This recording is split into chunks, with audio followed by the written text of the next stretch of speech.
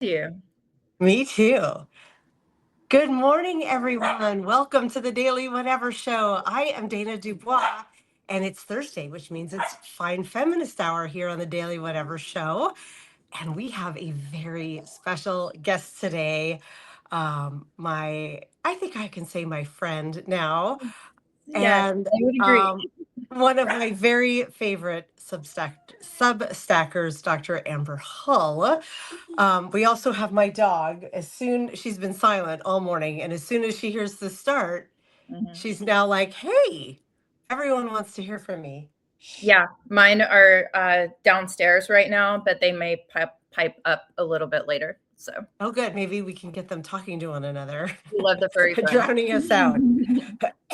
Dr. Hull, you likely need no introduction for lots of folks on this show. You are the author of excuse me, Under the White Coat. You Mhm. could hear I'm still getting over my cold, but it is Yeah. way better this morning. I feel like I have at least 60% of my brain power back, which feels Okay. great. We'll roll with Um, it. Pardon? I said we'll roll with it. We'll roll with it. I Please introduce yourself to the folks in the chat and listening live. And I'm going to give my dog one of these tasty treats while you do that. Excellent. Good morning, everyone. I'm Dr. Amber Hull. My Substack is Under the White Coat. I am a physician based in Vancouver, British Columbia. I left the United States last year, which is a topic of some of my writing. For the most part, I write about human sexuality. I write about women's health. I write about hormones. I write about relationships. I write about kink. I write about immigration. And I was kind of thinking, based on some feedback that I got from some of my readers that I was interacting with yesterday, that really kind of like the unifying theme of a lot of what I write about, which seems like disconnected, is really about consent. I write a lot about consent, autonomy, consent and sexuality, consent in relationships, consent in medicine, both, as a physician and as a patient, and what like informed consent looks like, and also to a degree the consent of the governed, as it pertains to immigration and sort of like what one allows themselves to be subjected to. Although I will be cautious to say I don't like politics isn't my topic, primarily because it's just so heavy right now. And I feel like both for the sake of myself and my readers, they kind of want to break from some of that stuff. So I tend to write about sex and medicine. I love a good narrative arc and the way you just tied it all back to one central theme in one word, consent. Mm-hmm. It's beautifully done because those really are disparate topics. Yeah. And as you were sharing them, I was like, my favorite creators on Substack tend to be the ones who show up authentically as their whole selves, or at least, most of their whole selves, not just writing on one topic. Yeah. But it is best when you can come up with, there's generally a narrative thread that ties them together, and yours is consent. Yeah. That's Yeah. I that's a great, appreciate that. yeah, that is a great central spot. And I was thinking about the show and the work that you do, and I was like, I don't know of another physician out there. I can't think of any other person like you. There's generally like, oh, I'm one of the people who's writing on this topic, Mhm. but like I don't know of any doctor who's tackling this niche quite as you are, as a Gen X aged woman who's addressing women's health and aging, and menopause and hormone therapy and all of those like very practical things we need to be talking about more directly, but doing it with such an overtly sexualized, well, not sexualized, but sexual lens, Yeah. as like I'm not creating porn. I'm just being very direct about who I am and who so many women of this age are, and that doesn't get talked about. So Yeah. important. I don't I, know. Oh, go ahead. Sorry, you first. I was just going to say, I really appreciate your acknowledging that, because this is something that I've really been struggling with. And I'm coming up on in 3 days, my like 2-year anniversary of being on Substack.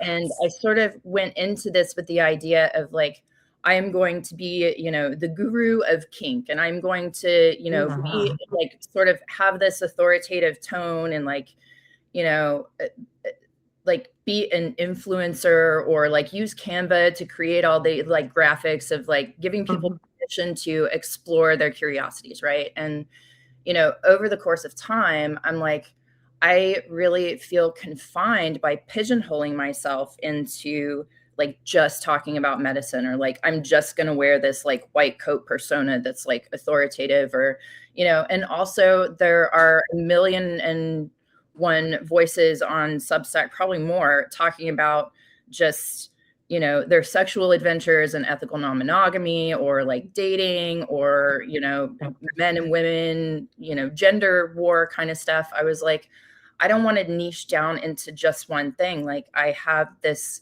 voice that is kind of unique, and someone somewhere along the way was like, you are like the Dr. Ruth of this generation. And I was like, that's what, like, Oh that my really is God. the ultimate compliment, because I want to make sort of relational curiosity okay and normal. And I think it's just Yes. like there's a softness to that, and a vulnerability to that, and a requirement to like show up both for yourself and your partner, that really is not like, it's not talked about. And so many people are like, you are like burnt out with dating, or they're burnt out with the apps. They're seeking like real connection, and like, how can I, as and one would argue an authoritative like medical voice, sort of like lend credence to that.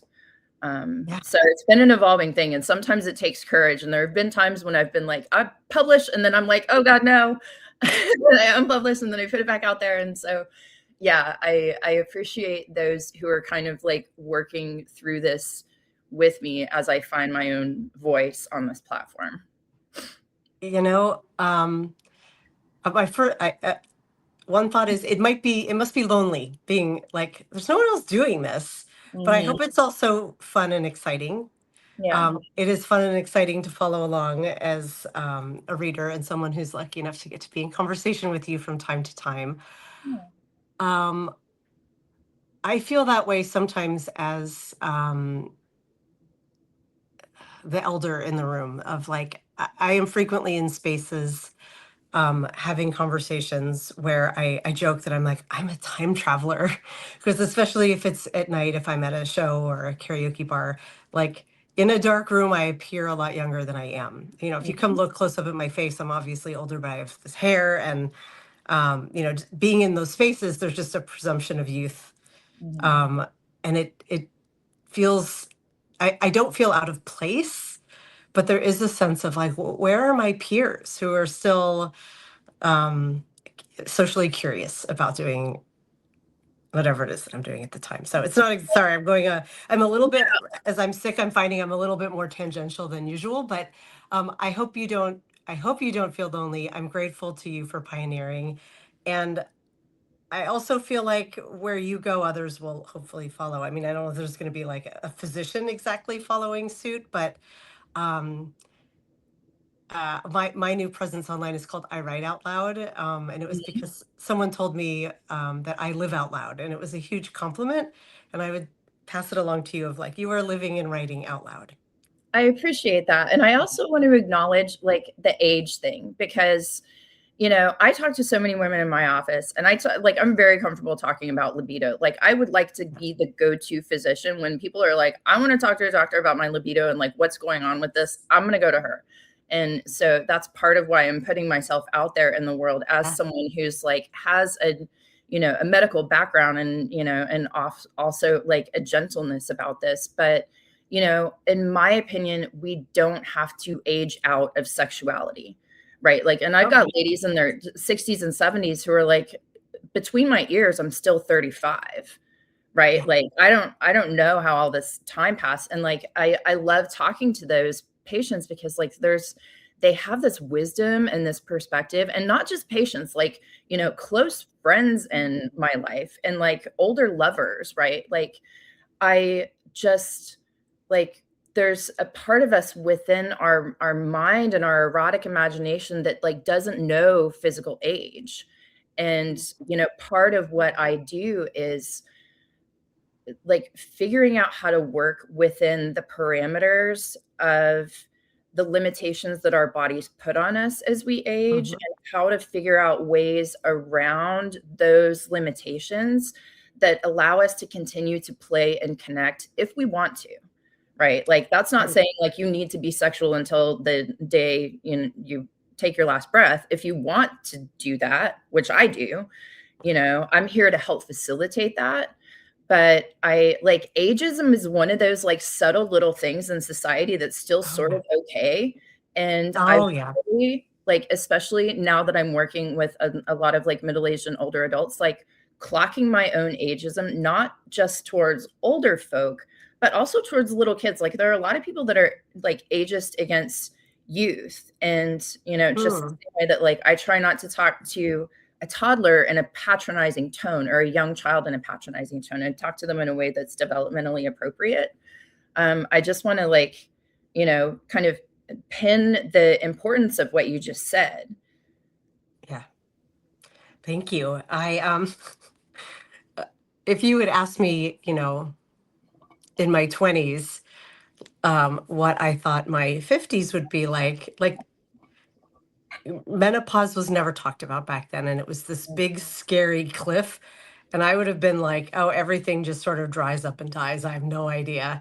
And Yeah. now I have a half story written that's just lingering, like many other of my drafts, of like, hey guys, like secret, like menopause is awesome. Once you're through, once you're done, like everything settles down. And yeah, like You don't have to sex worry about drive, getting pregnant. you no longer have to worry about getting pregnant. You're not at the mercy of a 30-day hormonal cycle that, like, I'm not saying that, like, PMS dictates your life and you become a crazy person, but there's certainly an influence of like where you are in that 30-day cycle that impacts how you move through the world and what you Absolutely. have to mask to the world if you're not feeling well or not quite in your right headspace. That all goes away and becomes even, but like like feeling sexual, feeling horny, having a libido, like none of that has Yeah. changed for me. Mhm. And that's been really surprising. Yeah. Like I don't, am I, so I haven't asked you a lot of questions. We've been doing like conversations so far, but is my case unusual, or in your experience as a doctor and talking to women about this, is it pretty normal that women are still like, oh yeah, I'm still right here, girl, or am I an outlier?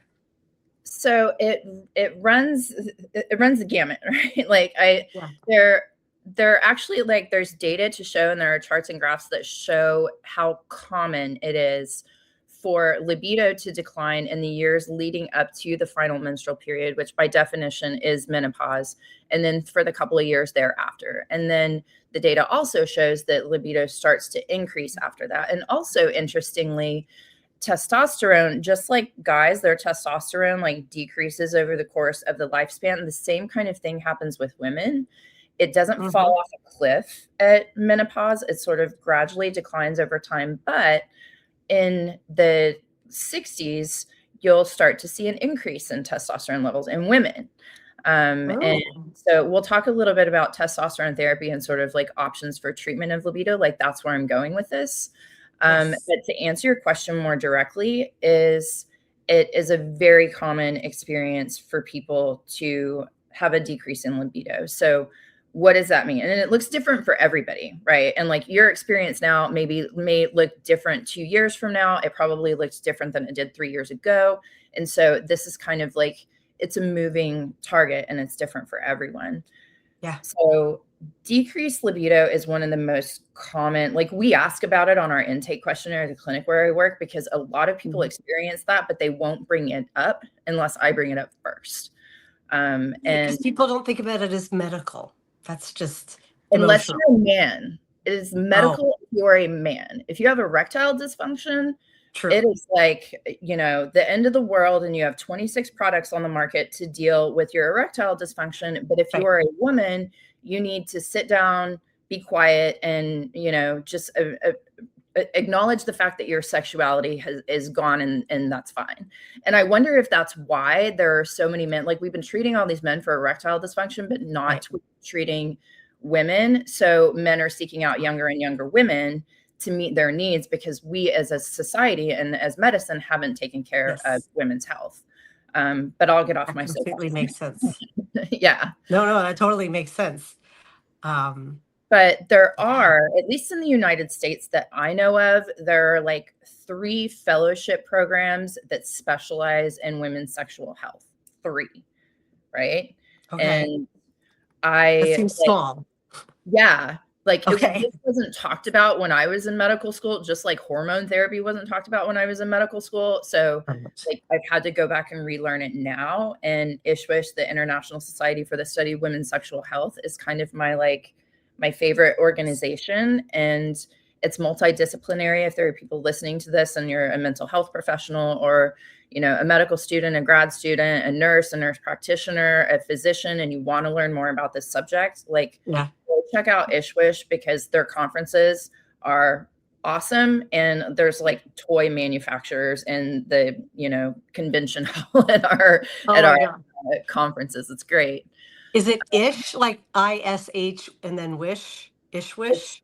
ISS, International Society for the Study of Women's Sexual Health, ISSWSH. Ish wish. Okay. Just Yeah, put it there's in the also chat. the International Society of Sex Medicine, and these are international conferences. And I think that they're now looking at having more of those conferences outside of the United States Oh, for reasons that are probably evident. yes. So it's a good way to get connected with people who are passionate about this from all over the world. But if you'd like, I can kind of like dovetail into medical workup of libido. Please. That is my very next question, because I am on HRT, hormone replacement therapy. I'm testosterone curious, but have not explored that at all. And I'm wondering if that's why I still have a libido. So I'm eager to hear your advice, and I'm sure our audience is clamoring for it as well. So zoop, Yeah. you have the floor.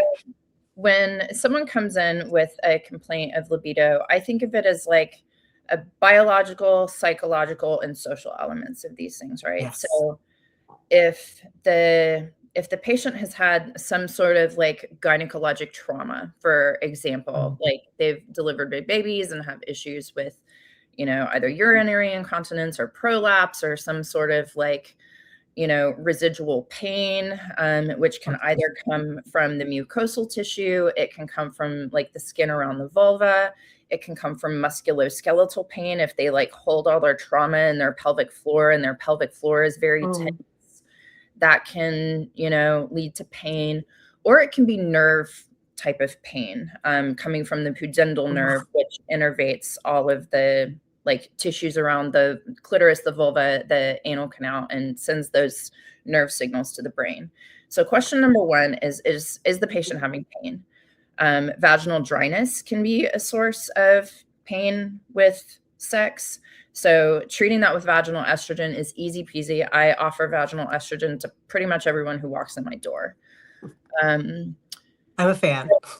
Yeah, it can be a game changer. I'm also a big fan of lube, like specifically silicone lube. I'm a big fan of Uber lube, and that's in like any gender, any sexuality, any age, like lube.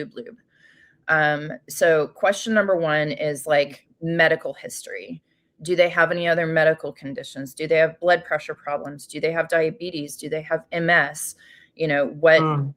Like, are they pregnant, or are they breastfeeding? Are they menopausal? Like, so we take that history and physical exam into consideration. And a lot of doctors, maybe they're doing better at training the gynecologist now, but a lot of doctors weren't properly trained on how to do a pelvic exam, especially on postmenopausal women, and clock what it looks like to have estrogen deprivation to those tissues on exam. Because I have seen it where some patients have actually fusion of the skin over the clitoris, what's called clitoral hood phimosis. And That sounds so painful. yeah, like uncircumcised guys can get it too, where the foreskin basically like fuses over the head of the penis, and you have to like either apply topical steroid or like physically in a procedure take it down. And if that's the issue and we can solve that for the patient, then they're able to experience pleasure again, which then drives their libido. So Gosh. history, physical exam, what is their relationship situation like, right? Like Right. there are a lot of people, who I see because of, just the age of my patients, where they've been in long-term sexually exclusive monogamous relationships. They've, run a house together. They have domestic responsibilities together. They've raised kids together. It's become companionate, but maybe Yeah. the eroticism has died over the course of time. And so how do we kind of work with reigniting eroticism, which is a whole other different question, right? Hmm. There's, I have patients who have recently gone through divorce and they're like, I thought I had no libido. That my libido wasn't the problem. It was the Right. relationship that was the problem. If there's abuse, if there's, substance abuse, if there's unequal division of household labor, if one person Mhm. feels like a caretaker, all of those things relationally can decrease libido either quickly or over time, For right? So sure. you have the relational piece. And, from a pharmaceutical management standpoint, there's a couple of options that are sort of like top of mind for me. Yeah. So, getting back to your point, when I put people on hormone therapy, many times they're coming in with symptoms like low energy, brain fog, Oh my anxiety, God. and poor sleep, like it just runs the spectrum of things. And for many patients, when I start them on estrogen and progesterone, plus or minus vaginal estrogen, they start feeling better, which means their confidence is increased. Maybe they're, looking after their diet a little bit better. They're going to the gym on a regular basis or like have the energy to exercise. I talk to every single person who walks into my door about their level of alcohol consumption because it literally does nothing good for your health at this age and beyond. Mhm. So I've had a number of patients who either significantly curtailed or quit drinking alcohol entirely. And those types of like behavioral things lend themselves to more confidence in the bedroom and like an empowerment to ask for what they want. Right. Yes. And I'm sorry, I'm smiling. I'm grabbing all the questions from the comments as they're coming in. yeah, And good. I have to just read this one comment from Rachel out loud. She's our guest tomorrow. My HRT is the only thing that keeps me from killing. Yeah. And that just made Mhm. me laugh. So Yeah. apologies. And if you're But not feeling homicidal, you might be a little bit more receptive to like play with yeah, your partner. So it's important. Um, but yeah, a lot of patients will notice that when they start menopause hormone therapy, that yes. their libido increases in the absence of testosterone or anything else. So it can be a game changer for some patients.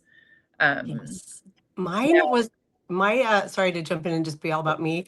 yeah, This do is not all about me. Brain fog, but joint pain. it. I don't know if that's very common, It but is. I came in and was like, I can't lift my arms without feeling tired. Like I felt like Mhm. every joint in my body was on fire. It was weird, but I didn't get it hot flashes.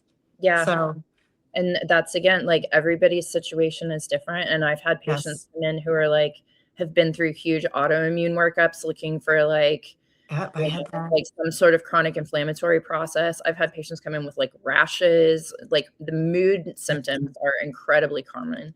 But yeah, I had like a professional acrobat that came in and was like, I'm having trouble training because Oh, of like back pain. I put her on hormones and like 3 months later, she was like, I'm I'm a better. new Like, person. I can keep doing the crazy circus stuff I do, which is awesome. Oh my gosh. Is it okay if I jump in with some questions? Because the Yeah, chat is popping absolutely. off and it's great. Thank you Yeah. guys. I'm going to try to catch all of them. Karen, if I miss them, Karen Marie Shelton is our amazing moderator.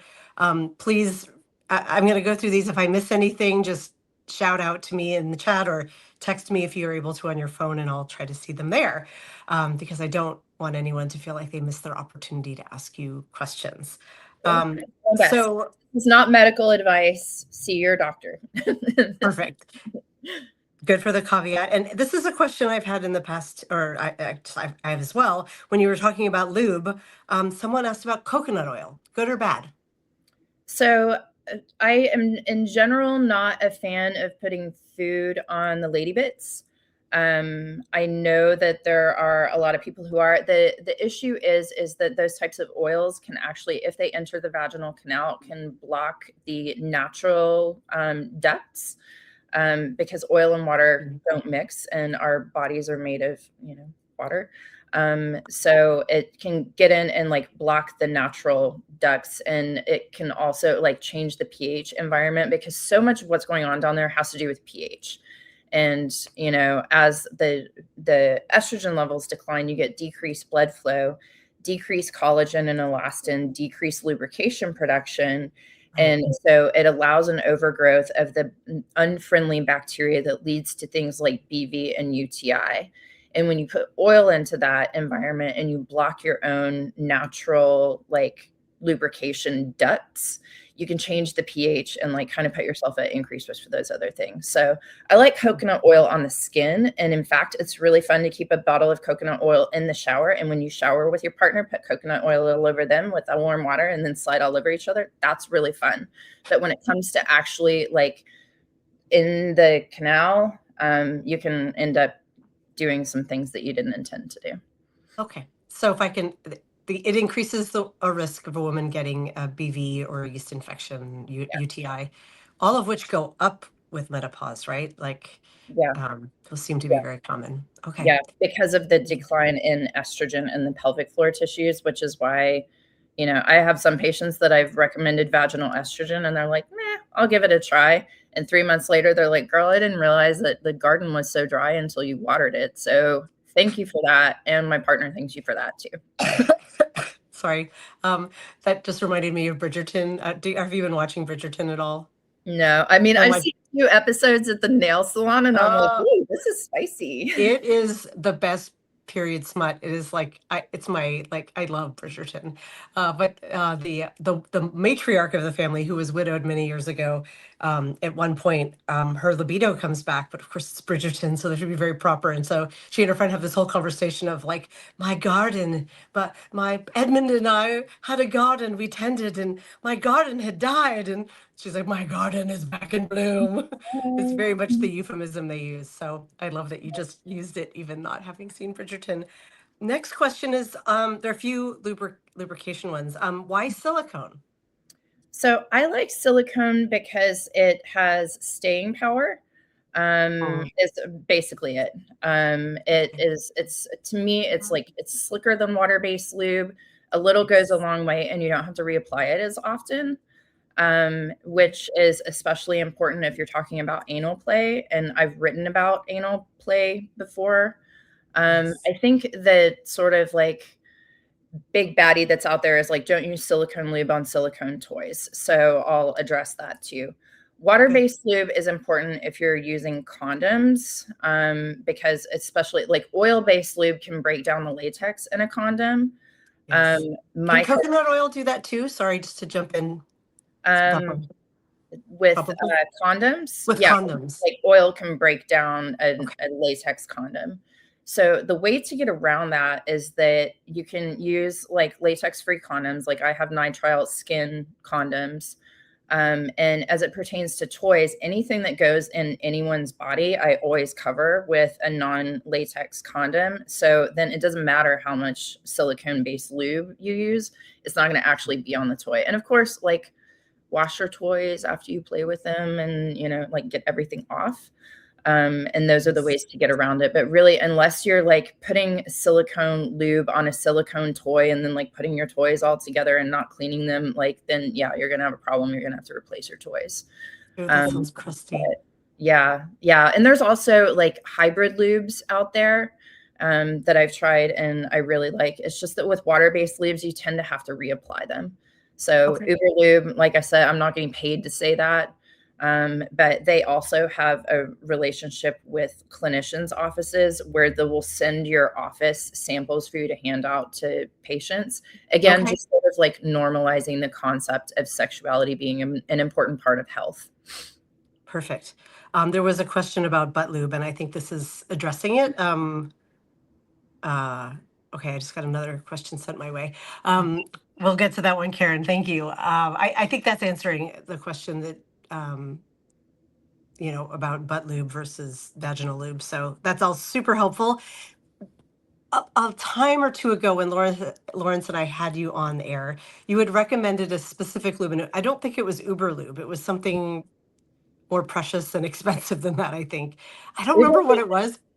It's pretty expensive. Like for a Okay. at least here in Canada, about this big, I want to say it's like $48 Well, maybe retail. it was that then. Whatever it was, I remember I ordered it, but I was like, if Dr. Amber says this is great, I'm going to get it.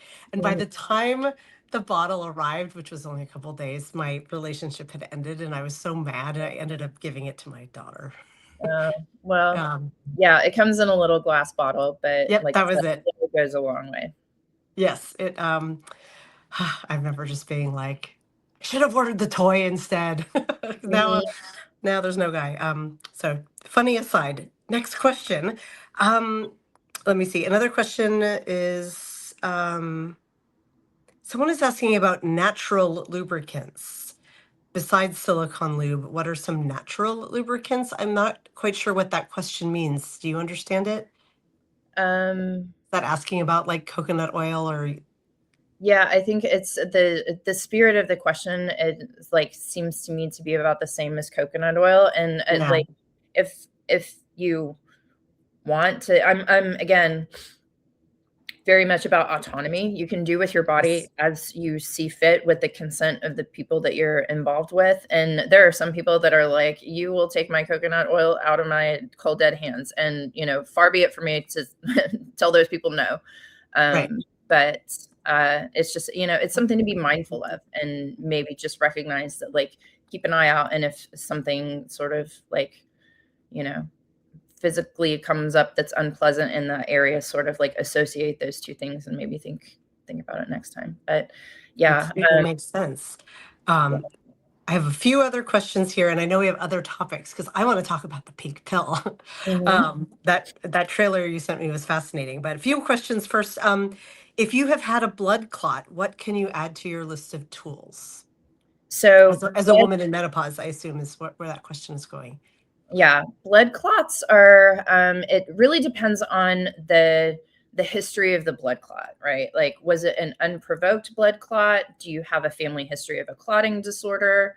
Have you had a hypercoagulability workup? Because I have patients who have a history of blood clot and they're on hormone therapy. So this is my strategy. Let's say, and also oral birth control pills increase the risk of blood clots. So, like, I'll give you an Yes. example. I have a patient who had, while she was on birth control pills, she went on a long international flight, which also puts you at increased risk of blood clot. She got a blood clot in her leg. And Oof. this was years ago. Okay. And so she wanted to be on hormone therapy. And, we talked about risks and benefits and, the biomechanics and all of this stuff. Yeah. So we did a hypercoagulability workup because to me, this is a provoked blood clot. Just like if you're immobilized in the ICU for 5 weeks, you get a blood clot. That doesn't mean you can't be on hormone therapy. It means we need to do our due diligence to make sure that you're not at increased risk of this again from a genetic standpoint. So in both of those Yes. cases, I did the hypercoagulability workup. Nothing came back as being, increased genetic risk for these things. I was like, I think you had this blood clot for these specific reasons under these Yeah. circumstances. Transdermal estrogen has been shown not to increase clot risk. Neither does oral Right. mechanized progesterone, which are the bioidentical forms of hormones that I use and prescribe in my clinic. And so, for those reasons, again, we have a conversation about, like, I can't tell you for 100% certain that you will never ever get a blood clot again. I can tell Right. you that your risk based on this workup that we've done is not increased from a genetic standpoint, and that the products that I'm proposing putting you on does not increase your risk. So, with those things in mind, do you want to try and see if the benefits of being on these medications for you outweigh the, theoretical risk of some future blood clot? And if the answer to that question is yes, then I'll proceed. And of course, I document all this stuff, but Canadians are like less prone to suing their doctors than Americans are. Americans love to Right. sue doctors. But Yeah, we again, do. it's that, due diligence, informed consent, those types of things. So if Yeah. you are at, if you do have a genetic increased risk because of a positive hypercoagulability workup, then that's another question. And there are things like phytoestrogens, just like with people who have breast cancer, there are, phytoestrogen, that kind of things, like vaginal moisturizers. Gynotrop is one that I recommend on a regular basis.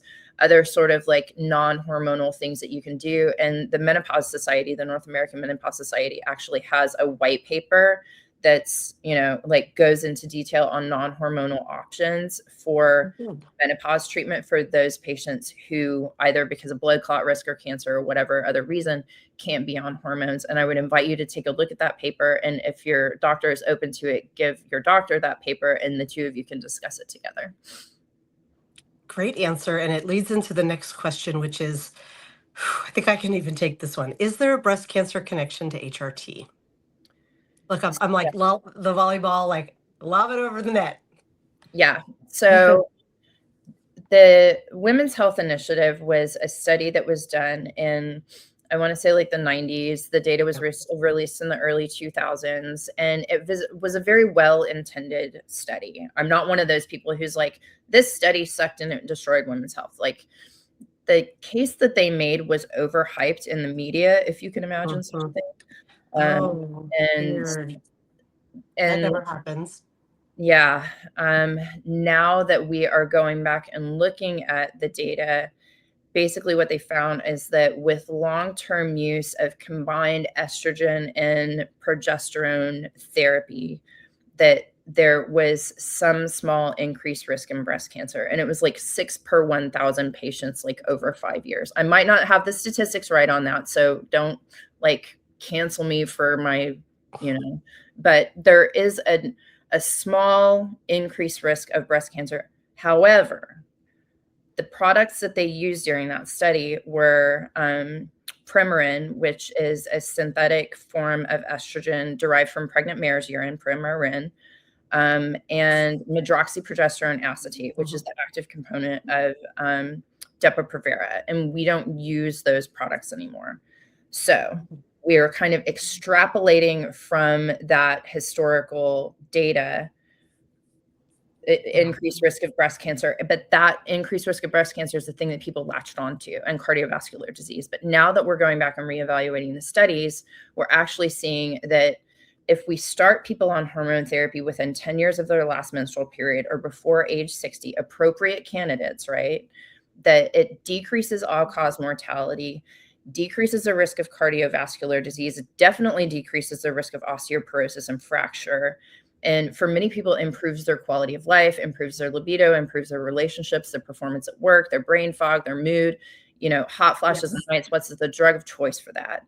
So we're weighing this, potential increased risk of breast cancer against all of the other benefits that hormone therapy provides.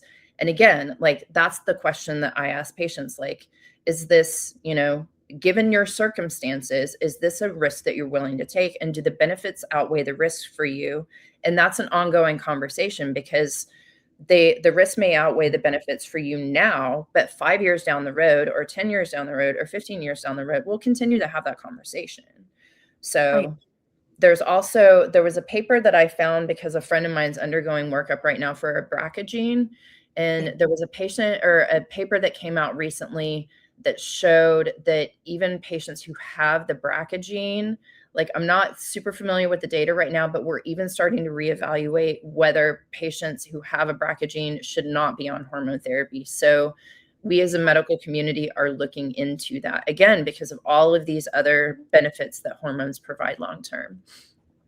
Yeah, that totally makes sense. I've got one more question and then we can shift topics. And that question is about red light therapy as an option to ease menopause. Is that a thing? I don't know enough about that to have an opinion that you should care about. Excellent answer. It is refreshing when someone can say, I just don't know about that. Fantastic. If you all do have more questions, please feel free to put them in the chat. Where should we shift the topic now? I know you had some questions for me. I definitely Yeah, you could. Do you want to ask me questions? Should we talk about? I do want to talk about the pink pill at some point because I had no idea that that existed until Yeah. I watched that trailer. But I know you also had questions for me. You are my guest. Where would you like to steer this conversation? So why don't we talk a little bit about testosterone and the pink pill and kind of wrap up with the idea of boy sober dating apps and connecting in real person or in real life versus online. Yeah. Does that sound good? It sounds great to me. And I am able to go a little bit over if you are. Okay. If you are not, that's okay too. I know you're, a doctor and there are probably patients I have clamoring to see patients you. starting at 9. So, Okay. um, so as So the pink pill. yeah, the pink pill. And I also want to like put a little pen in testosterone too. So testosterone Okay. for some women, testosterone is FDA and Health Canada approved for the treatment of hypoactive sexual desire disorder in postmenopausal women. It is Okay. approved and indicated for that. So I get questions about testosterone all the time. The New York Times ran a huge article about like how it's making women like run faster, jump higher, hump couches, and like changing their lives. So everybody's coming in like asking about testosterone. I'm comfortable writing for it, but with a couple of caveats. So Yes. the only testosterone products that are like FDA and Health Canada approved in North America are for men. And those products are Mm. dosed for men. So when we're talking about giving those products to women, we're trying to give, and they're usually like a gel, right? So Yes. we're talking about giving it at like a 10th to a 20th of the dose to treat women. And that's a very like imprecise way to measure these products, which have significant side effects in some patients. So some patients like they'll start to lose the hair on their scalp, which I don't know any woman who wants that. Increase like facial hair, body hair. In the case of like pellets and injections, for example, if you overshoot the dose, you can have irreversible voice changes that deepen your voice and enlargement of Oh, the clitoris. And those things are irreversible. And so if you man. think about the thing that trans folk on testosterone would want, most cis women don't want those side effects. And so the dosing of these products is very important. So, Yeah. with that being said, when someone comes into my office and is like, my libido is low, I don't have any energy, like I heard testosterone is going to do all these things, I want to try it. My starting point after having that side effect conversation is let's Yeah. measure and see where your level is now, because Yeah. my goal is to keep you in a physiologically normal range for women. And the measurement is different in the United States than it is in Canada, but I have this narrow window that I'm trying to keep people in. And Oh, so interesting. Is it higher in the US or in Canada? well, it's just we use the SI system there and they use standard measurements. So I don't want to throw a number out because someone Okay. in the United States listening might just be like, oh, my number is this and it's supposed to be that. And we use different numbers in Canada. Makes But sense. yeah, my goal is to keep them in a physiologically normal range and minimize side effects. However, I've had patients who are in the physiologically normal range and they're like, nope, doc, I put that aside. I started noticing my hair falling out. We're done with this. And I have some patients that are like way over the mark. They feel like $1,000,000. They haven't had side effects. And they're like, I don't want you to take this product away from me based on a number on my labs. And again, that's where the consent conversation comes in. That's where the autonomy comes in. And so for many patients, especially postmenopausal, they'll find that testosterone works. I have some perimenopausal patients that again, I have this conversation with. They want to try it, we'll do it.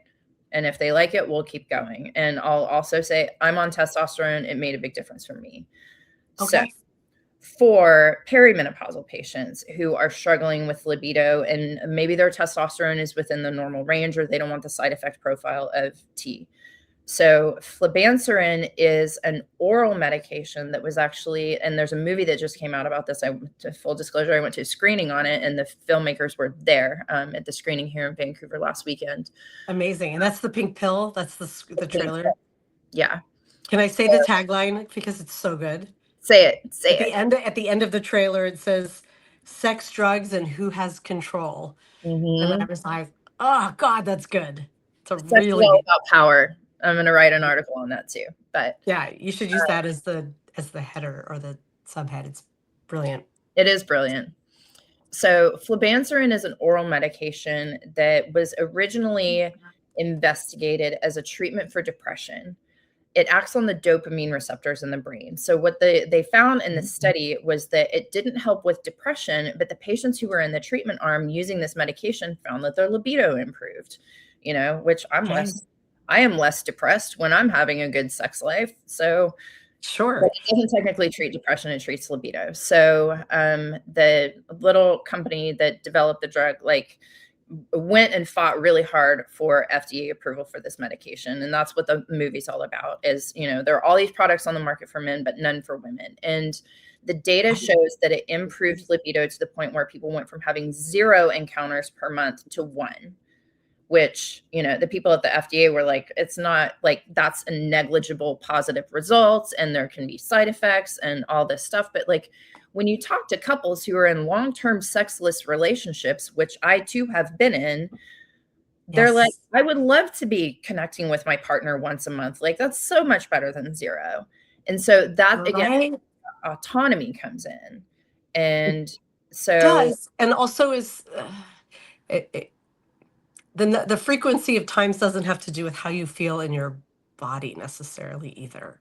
yeah, exactly. There's a confidence with how one moves through the world Yeah. that comes with an active libido, an active sex life, just that playfulness and like nourishing, like somatic experience of being physically in contact with another person, right? Especially if it's the person that you love and have like committed your life to. Like 0 to 1 can make a big difference in relationships. People get divorced over this, And were they tracking like masturbatory behavior too? Or were they just the only success metric was like PIV sex with partner?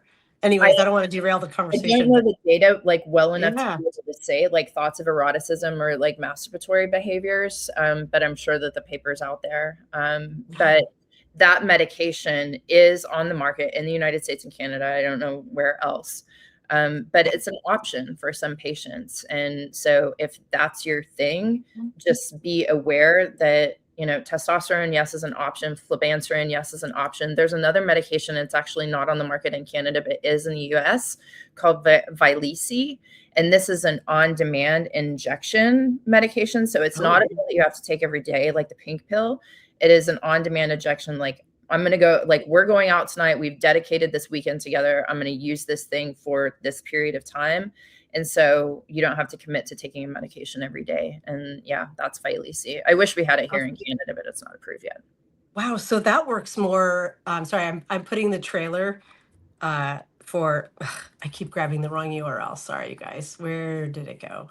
That sounds like it works more like Viagra, where it's a one-time you use it and then it fades versus a sustained medication. Yeah, but the So, dosing mechanism is the same or similar. okay. Yeah. Fascinating. I have literally never heard of it. I mean, maybe because I didn't go into my doctor complaining about it, but you would think in the zeitgeist it would be out there and known by women our age. I think the whole point of the filmmakers making this movie Yeah. was that of like, when Viagra hit the market, it was like this bazillion-dollar drug and everybody was talking about it, right? And you had this whole marketing campaign of these beautiful women on camera talking about how erectile dysfunction is normal and you can treat it so that you can Right, reconnect of course. and all that stuff. Like it was a big, big deal. But when this little company developed this drug and like tried to bring it to market, the little company got bought up by like a big pharmaceutical company who didn't follow through on the marketing of this product. And so it's sort of like faltered on the market. And so then the little company, this is what the movie is about, like went back and sued the pharmaceutical company for breach of contract because they were like, we worked really hard to get this product approved for women because it's important. And you guys dropped the ball on the follow through and marketing. We want our product back. And so they like the little company reobtained the rights to that medication in 2025. And now I think they're like really pushing from a marketing standpoint to get this thing into the hands of the women who want it and need it. Oh my God. Please say that it was the small company that could was run by women. The Yes. the trailer was all women. Yeah. Of course it was. Of course it Little was. powerhouse like woman is running this company, and I was like, yes, girl, Yes. wear pink to the FDA. Right? Question, where can one get this medication? I assume it needs a prescription from a doctor. Yeah, it needs a So prescription from a doctor. talk to your doctor about. And another question is to please spell Salisi. Oh, Vyleesi. So the Why? injection medication, let me Google it real quick. Sorry. Okay. Um, Yes, and I see Carrie saying, me and my women gym friends have no trouble talking about it, and it helps us to talk to resistor providers about this stuff. yeah. You're so right, and it sucks that we women have to like educate our doctors so often. I don't. I'm really lucky that I'm in Seattle.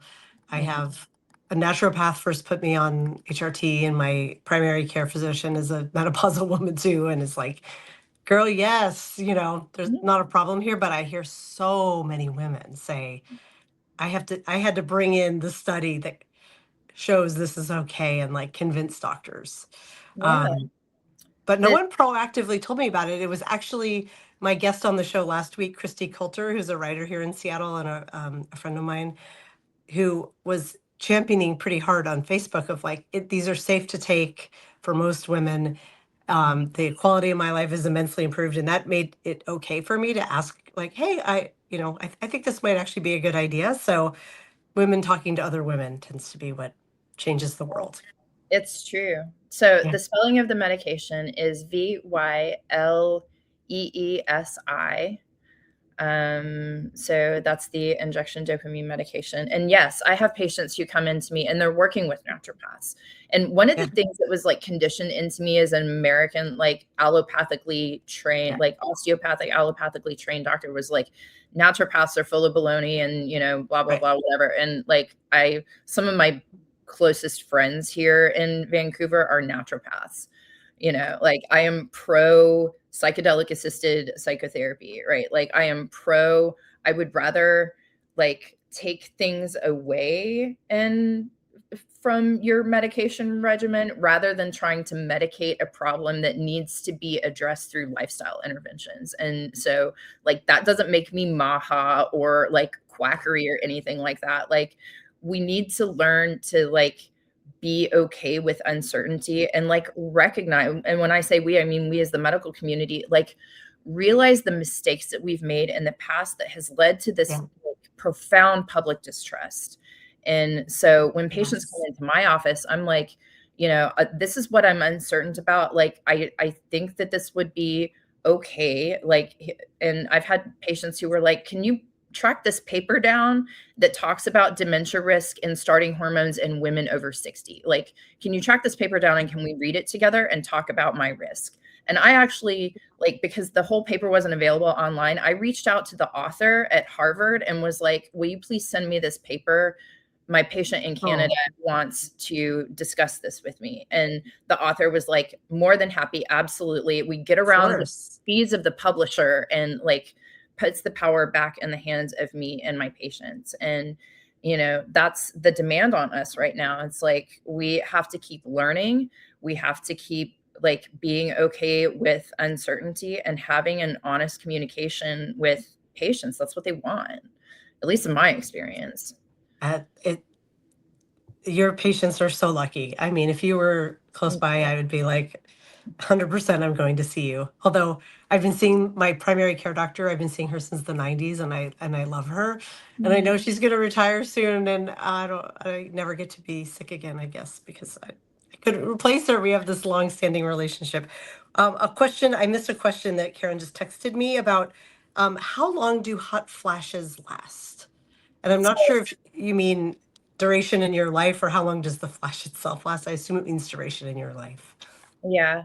So vasomotor symptoms is what we're talking about, hot flushes and night sweats. And they originate actually from the neurons in the brain, but they affect the vasculature, if that's obvious. So vasomotor symptoms can last like 7 to 12 years on either side of the last menstrual period. So for patients who can't be like the drug of choice for hot flushes and night sweats, vasomotor symptoms is estrogen. And I put people on estrogen on Wednesday and those symptoms are gone by the weekend. Like It's that, incredible. it's the drug of choice. Yeah. But for patients who, for blood clot reason, cancer, whatever, can't be on hormones, there's a medication called Veoza, fezolinetant, and this is an oral medication that acts on the KNDy neurons in the brain, which are the things that trigger the hot flashes. And I have patients who aren't on hormones and are on that medication, and they're just doing beautifully on it. The thing with that medication is that because it is processed in the liver, you have to keep an eye on liver enzymes, and there's a protocol that you have to go and get your liver enzymes checked every so often to make sure that it's safe for you to continue using that medication. But yeah. And I hate to do this to you. There's another request to spell that medication. Are you able to find a link or something that we can share in the chat? Because I already don't remember what you said. It was a long name.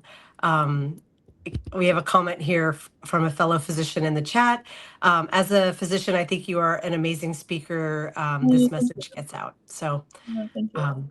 Yeah, to everyone in the chat, like I love when the Daily Whatever show is interactive and engaging like this. So thank you guys for coming, and thank you for coming forward with all of these questions. I know that can be hard to ask, but yeah, it's amazing to have you here as a resource, Dr. Amber, and to be sharing your expertise with us. Thank you. I'll spell Veoza for you. It's VEO. Oh, okay. Hold on. Let me come over here. VEO. ZAH. Oh, okay. Fezolinetant is the generic name. Okay. Uh-oh, my chat froze. Hang on. I gotta hit refresh, you guys. That means it's a good chat and it's active. And it means Substack really needs to get their act together because it happens almost every live. But I'm like, yep. Lives together. I so wanted to talk to you about boy sober and online dating and kind of alternatives that I'm seeing, because I'm seeing little communities pop up around here of people are getting tired of dating apps, but I feel like that's a whole other conversation. It is. I feel like I looked at the questions you sent me beforehand and I was like, oof, these are going to be big conversations. I would love to get you scheduled to come back on again and talk about this stuff. Can we do that? Because I do feel like we would have to go way over. It's already 2 minutes till the top of the hour to talk about my man sober experience from a couple of years ago. And I would love to hear your online dating alternatives. And I'm sure, I am certain that would have a lot of questions and comments as well. So how about maybe next month? Yeah, let's do it. Come on back and let's have this conversation, because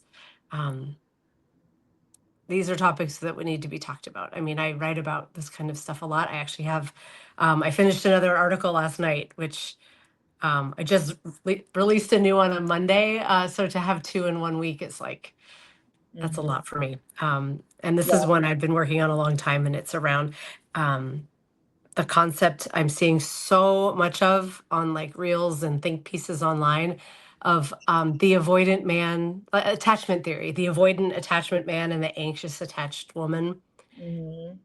And I have thoughts on this.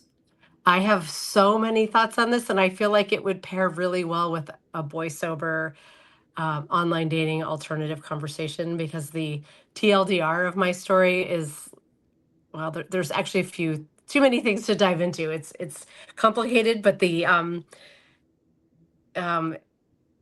difference between you have an anxious attachment disorder, or as part of your identity, versus the way he's behaving is making you anxious, and that's a signal you should be paying attention to. And we women should stop pathologizing it and ourselves and trying to fix something, when in actuality the anxiety is a very natural response to some of the dating norms that exist. I so want to read your article, and I'll I know we're at the top of the hour, so I'll punctuate my statement with this. So Dan Savage, as you know, is my he was the source of my sex education from like 17, and I grew up in a very like religious, like fundamental Southern Baptist family. Like we didn't just you just didn't talk about sex, right? So like I learned everything I know from Dan Savage and Ishwish. But he's from Seattle. I've been listening.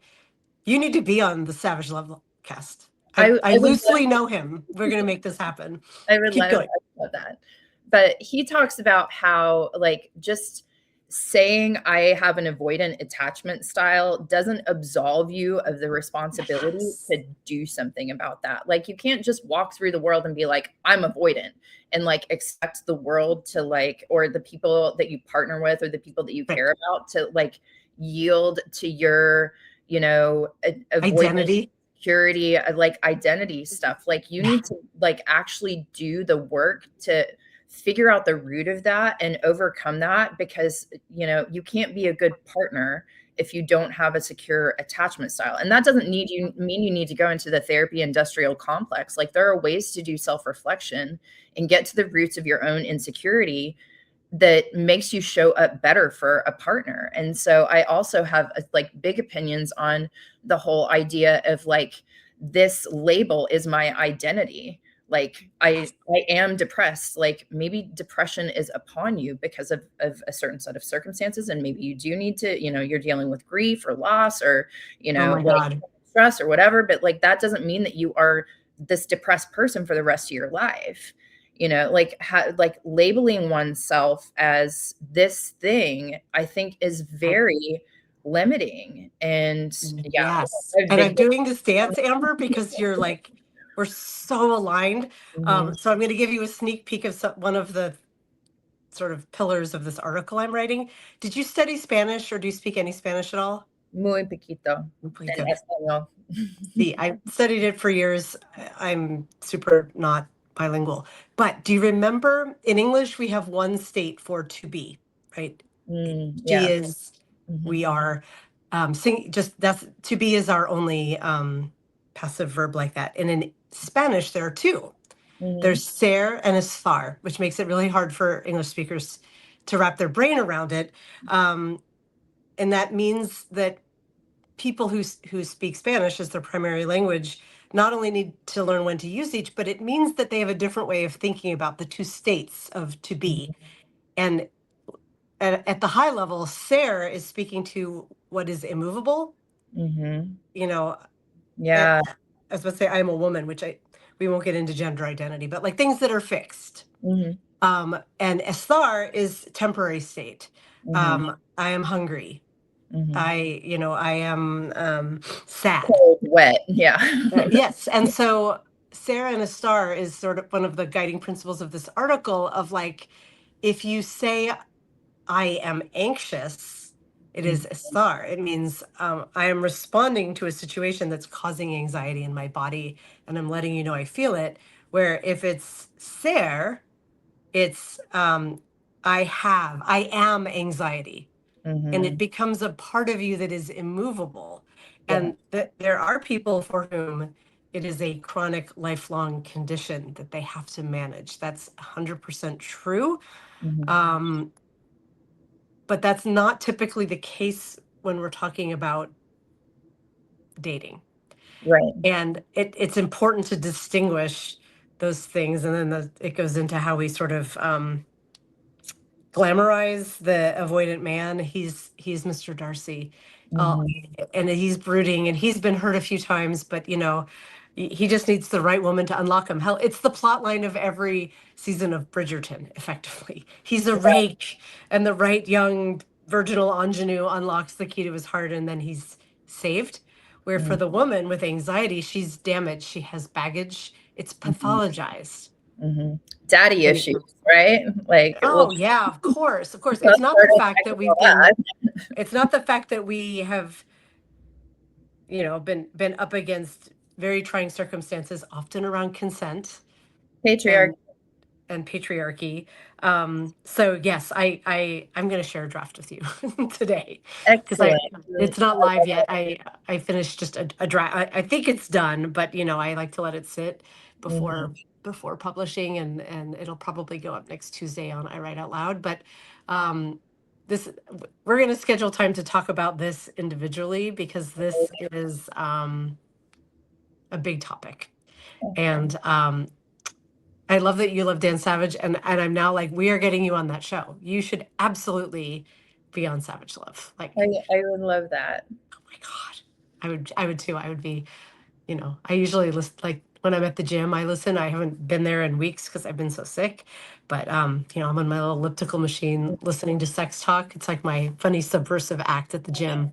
Yeah, totally. I listen to Dan Savage when I need a break from all of the things. He had this like at the top of a show recently. He was talking about how people in Minneapolis were throwing used dildos at ICE, and I was like, they were. Yeah, it's hilarious. I heard that one. That's just the kind of news story out of the United States that I need. Oh my gosh, I bet. Okay, so I'm going to write to you. I'm going to send you the draft. We're going to get you scheduled for your next one because we have to dive in on all of these topics. And I'm going to regrettably say goodbye because it's you're coming up on needing to get ready for your patients, I am sure. Thank you to everyone who's joined us today. This has been an amazing conversation. I will get the recap up shortly so that you can all benefit from Dr. Hall's words of wisdom. And yeah, Lawrence and I will be back for the Daily Whatever show tomorrow. We've got Rachel from This Woman Votes, who's been an active member of the chat today. She's coming for Fucked Up Friday, where we're going to dive into the news of the week, make it our weekly friendly competition. And yeah, have a wonderful day, everyone. Love you, mean it. Thank you. Bye. Bye. And I hope Lawrence is still in the background so he can end the live because I have